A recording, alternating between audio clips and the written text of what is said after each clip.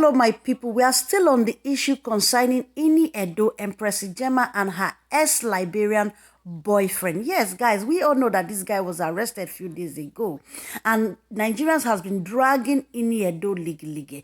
But finally, Ini Edo came out to debunk ever having an affair with this man at all. You know, but Nigerians are telling her, Auntie, no, don't come online feeding us with lies. You need to come out and say the truth as it is. And other people are dragging her and are asking her, okay, you tell us, how did this man have your passport? How did your passport get to this man's hand? Auntie Ini did not give an answer to that one yet. So a lot of people are asking themselves, no, you tell us. And why some other people are asking her questions, Ini, did you knack or you did not knack? And if you did not knack, how come this man have your knacking videos? What is going on? What are you people not telling us here?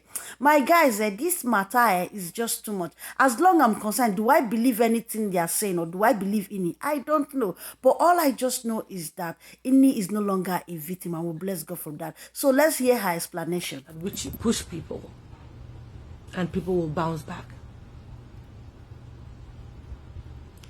Now, I don't know how and why some people have tried to make sure they drag me into this bag and web of lies that's going on out there. I'm going to start from the very beginning because I feel like if I have to talk about it, I have to be truthful. Somebody texts me with a foreign number and goes, this was about sometime August last year, between August and September. No, between August, September, and November. I think between September and November, about then, just before my friend's wedding in London. And goes, okay, he's a movie maker, he wants to make a film with me. At which you push people and people will bounce back. Now, I don't know how and why some people have tried to make sure they drag me into this bag and web of lies that's going on out there. I'm going to start from the very beginning because I feel like if I have to talk about it, I have to be truthful. Somebody texts me with a foreign number and goes, this was about sometime August last year, between August and September. No, between August, September, and November. I think between September and November, about then, just before my friend's wedding in London. And goes, okay, he's a movie maker, he wants to make a film with me. How did you get my number? He mentions a colleague's name in Ghana. I'm not here to drop anybody's name, because that's not the essence of this video. So this guy says he wants to make a movie. How did you get my number? Oh, a colleague of yours who's a friend of mine, according to him, gave him my number. I said, okay. So he starts to chat me up. He's talking about this film he wants to make and blah, blah, blah. And then, you know how somebody would text you once in a while, oh, hi.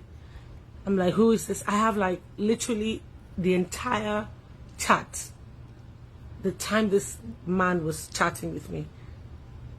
And then he goes from there, he drifts and starts to try to go personal. Oh, I'd want to have a relationship with you. And I'm like, okay, it's not adding up. It's either you want to make a film or you want to be in a relationship.